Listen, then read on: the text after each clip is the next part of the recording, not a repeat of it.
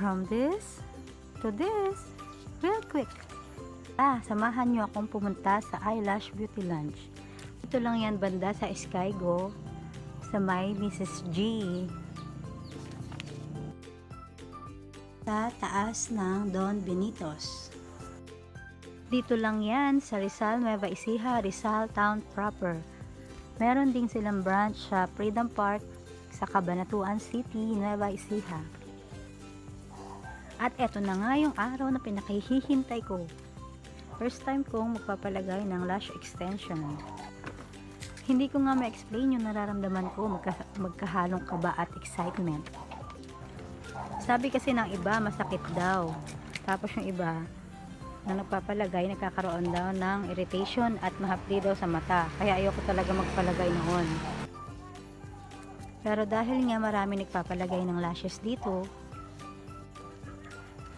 at dahil nag-offer din ng free lashes ang generous kong classmate nung elementary, si Madam Jeneline Ruar Policarpio, I can't help but say yes agad-agad.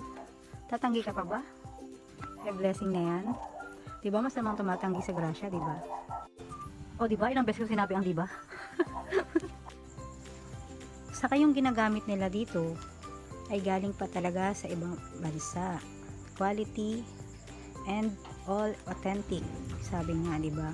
Kaya makakasiguro ka na tested, safe, and effective. Kaya maraming bumabalik dito na client.